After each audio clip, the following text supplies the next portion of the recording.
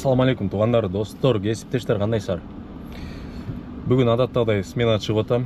Бүгүнкү сменаны тартып берейин, кандай болуп атат иш, ошол жөнүндө айтып берейин деп буюрса ниет койдум. Бөдө кырсыктан, уйкудан, гаиден, аркы беркиден баарынан Кудай сактасын. Ошол достор, линияга чыктым. Саат ровно 3:30 болду. Приоритет 25, активность 100, рейтинг 5, уровень платина. Телефонду перезагрузка кылдым, кэшти тазаладым, обновление келиптирүү келбептирүү карадым. Баарыңарга айта турчу нерсе, каждый линия чыгып атканда ушинтип коюп туруңуздар. Бүгүн видеонун жүрүшүндө бир жакшы керектүү информациялар берем деген үмүттөмүн. Машина жөнүндө, жумуш жөнүндө, дагы эмне. Өткөндө транспондер алгам. Транспондерди кандай алса болот, каяктан кантип оформлять этсе болот, кайсы жолдорго кандай кереги бар экен, ошол жөнүндө айтып берем толук. Бул электромобилге транспондер платный жолдорго бекер.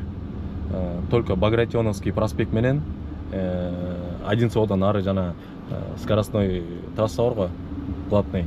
Ошол жер эле платный экен, калганы полный бесплатный экен. Ошол жөнүндө айтып берем достор. Не только бул электромобилге эмес, негизи эле баарыбызга транспондер керек экен. Анткени азыр мисалы үчүн Шереметьево көп каттайбыз. Шереметьевого баары бир клиент төлөбөй, азыр өзүбүз төлөп калбадыкпы? Ошон үчүн бул керектүү нерсе экен. Ошону кантип алса болот, каяктан алса болот айтып берем. Өткөндө видео регистратор жөнүндө айтып бергем. Көбүнчөсү ойлоп калыптыр, мени реклама кылып атат деп. Видео регистратор эч кандай мага реклама кылып бер, эч ким эч кандай акча төлөп берген эмес. Аны ким чыгарат, ким сатат, вообще без понятия.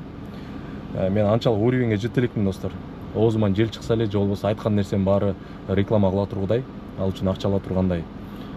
Просто мен өзүм колдонуп жүргөн, өзүм текшерген регистраторду гана айтып чыктым. Мондай 70 май, ушундай регистратор жакшы, качествосын өзүңөр көрүп жүрөсүңөр каждый видеодо. Аябай жакшы качествосы. Керектүү нерсе, өзүңөр коопсуздугуңар үчүн, анткени өткөн видеодо көрдүңөр, куруу доомат менен мени кандай күнөөлөп, мени кандай бир сотто үйөм, аркы берки кылып коркутканын. Андай случай ар бириңерде болушу мүмкүн, андан да хуже случайлар болушу мүмкүн. Ошон үчүн самый бюджетный вариант, эң арзанын силерге айтып, өзүм колдонуп жүргөн регистратор көрсөттүм достор. Дагы эмне жөнүндө видеонун башында айта кете турчу нерсе достор.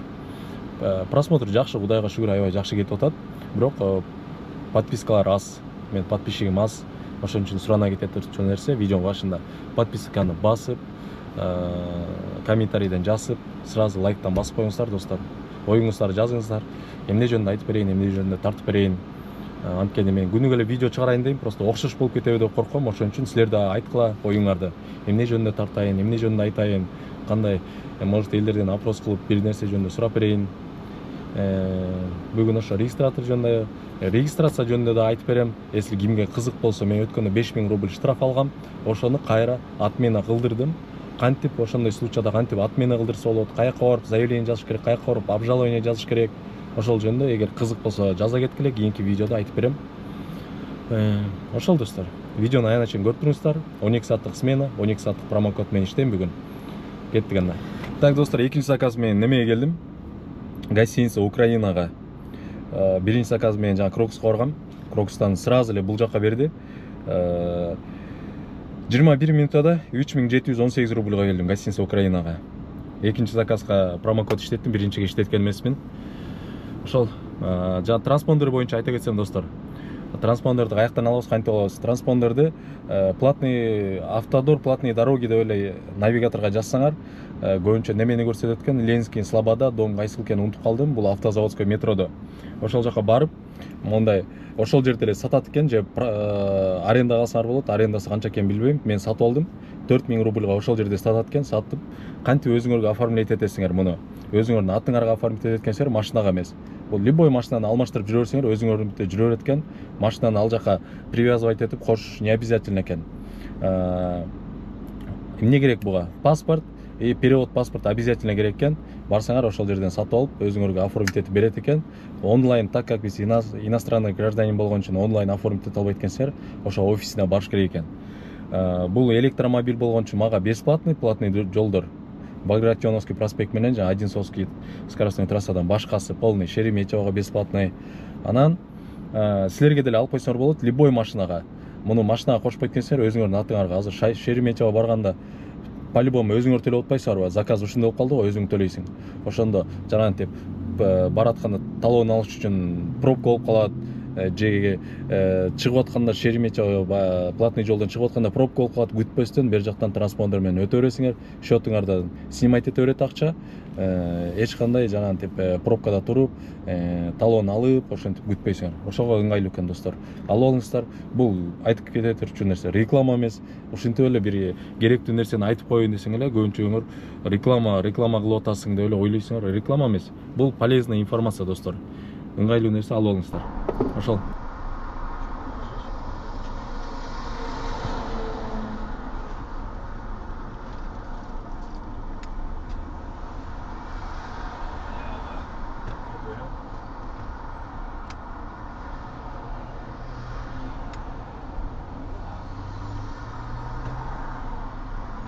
Ну ладно, выпрыгнем тоже. Простите, пожалуйста, ладно, извините. Чуть больше выпили, да, вина. Извиняюсь. Мы еще чаевые вам оставим. А, так, погодите. Сейчас. Не, наличку поставлена, сразу вам. Все, спасибо большое.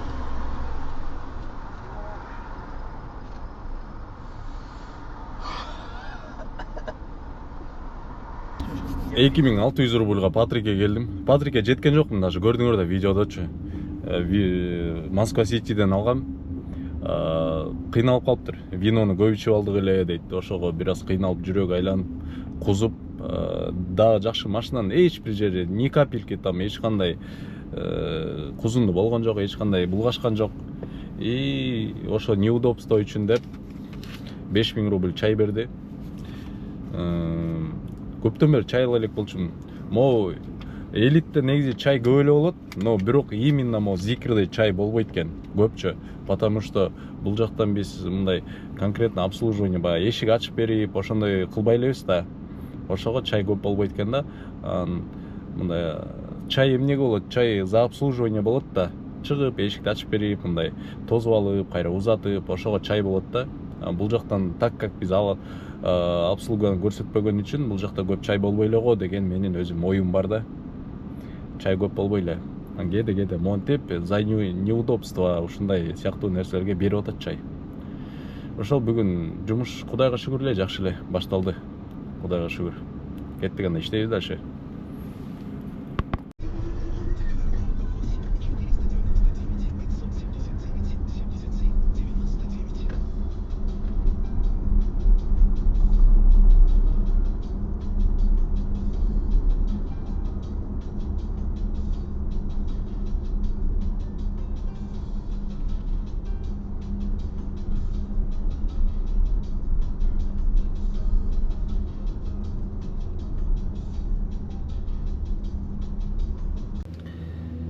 $3981 рубль.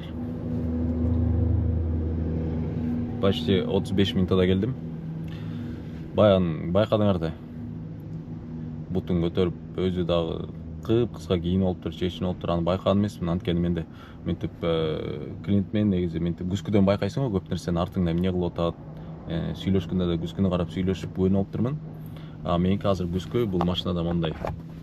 Арткы камераны көрсөтүп турат, арткычы.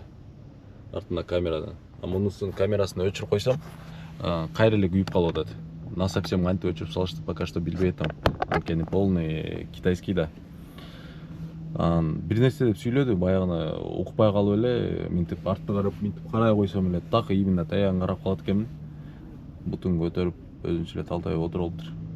Азыр күн ысып, баары тең чечинип алып, көчөдө деле иш кылса. Көп көңүл бурбайбыз, көп карабайбыз. Главное, ишти кыла беребиз.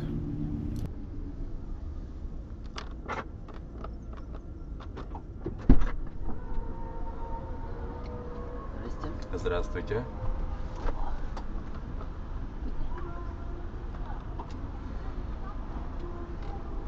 Деревня Маслова, да? Да.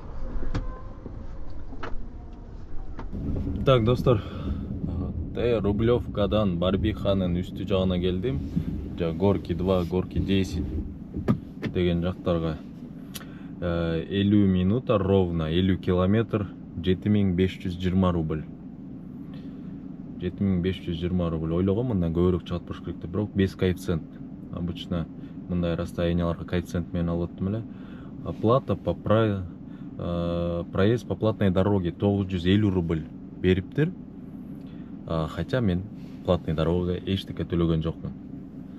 Транспондер менен келдим. Ништяк. Ушул жагы жакшы экен транспондердинчи.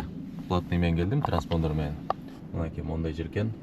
Место силы деген банный неме экен, комплекс экен. Банный комплекс болгондо жагында баня, маня, сауна, спа деген сыяктуу жерлерде. Чота ушул жактан эле кайра заказ алчудай болуп атам. Азыр мояк жакка кирип келатканда жолдо жанагындай шашлычный, самсы деген жер турган. Ошол жерге барып кичине өзөк жалгап деген сөздү билесиңерби? Ошентип турайын, а? Так, достор, жана Рублевканын башынан Барбиханын үстүнө барып атам эле. Ошол жерден күтүп отуруп заказ алдым. Вообще мощный жерде экен. Токойдун арасында. Центр калдым. Калашников переулок, дом 9-ке. 39 километр, 38 минута дейт. Тоже платный дорога менен кетет экенбиз. Нормально. Тиги жерде Майбах токтоп турат. Бул гараж экен. Гараждын алдында да 3 машина токтоп турат. Тиякта машина келди, аны кой берейин.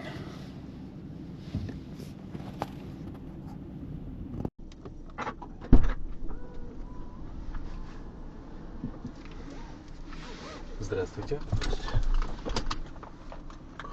Калашников переулок. Ага.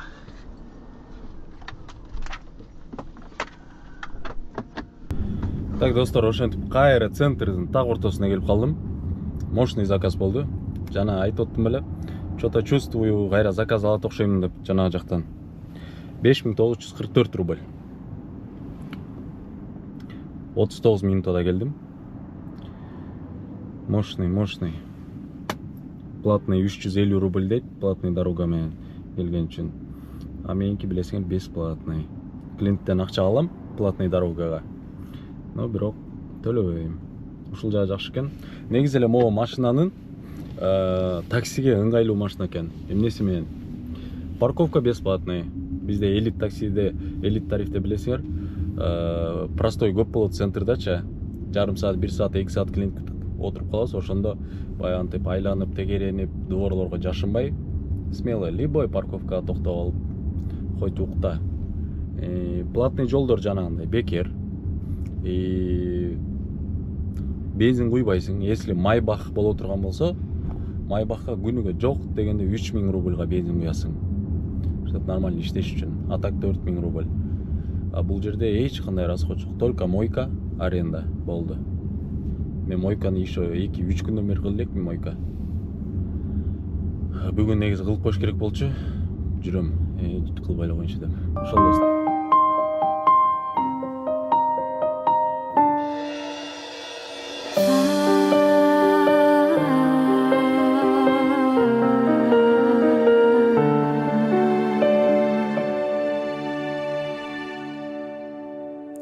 Аяғансып қарайсың көзімдегі жашымды,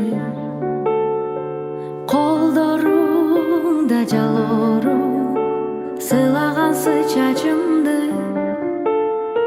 ойғотпо өткөн сезимди, кыйнабачы жанымды, козгобо жалгыз сен билген эч ким укпас сарымды. Эсинде го эске салба эски жарам, сыздайт кайра эми сенин башка сүйгөнүм. Суранбачы жылыт албайм өткөн сүйүм, аны танбайм эми сенин башка сүйгөнүм.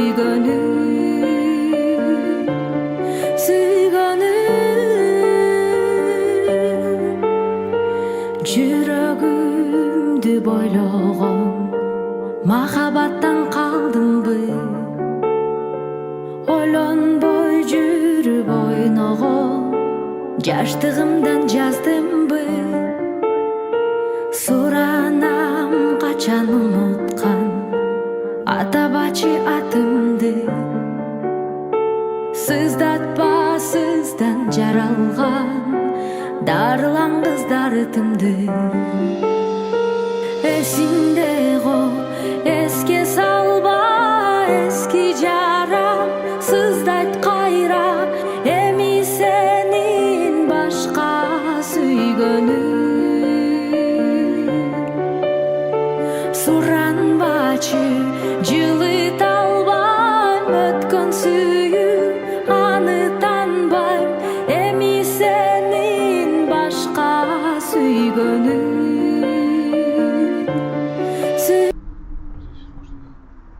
Прямо здесь? Спасибо большое. Пожалуйста.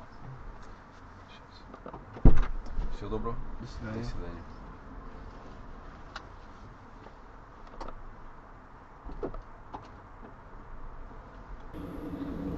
Түн кирди, кайра таң атты. Мен болсо ары бери томи жери иштеп жүрдүм. Бардык эле заказдарды бардыгын эле киргизе берсем, видео моундай болуп кетчү дей. Ошон үчүн баягы кызыктуу деле эч нерсе болгон жок. Эч ким деле чай берип ийген жок, эч ким деле ызылдап ийген жок. Жанагы обычный эле заказдар болду. Заказдар жакшы болду, көп болду. Азыр 2352 рубльга может последний заказ болуп калышы мүмкүн. Дагы бир жарым саат күтүп көрөм. Неме промокод бүтөрүнө жарым саат калды. 40 мүнөт калды. Күтүп көрөм. Берсе берди, бербесе все, ушу менен домой. Пока предварительный отчет айтып коеюнбу? 12ге чейин 31 миңге иштедим. 12ге чейин аябай жакшы иштедим. Плюс 5000 чай бар болчу, плюс ошого 36 болуп атабы.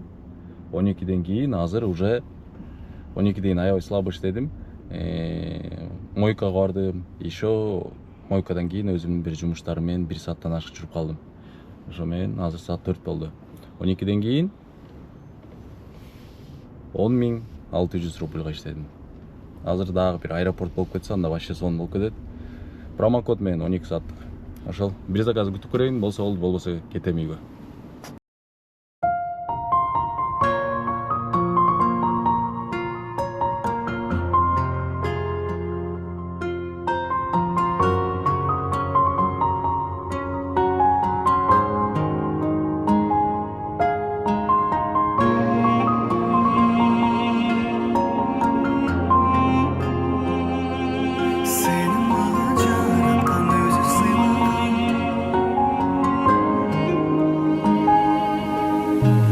Сырылуу, сырылуу, сырылуу Асман ыйлап жатат тыңда, тыңда, тыңда Жүрөк батты мұңға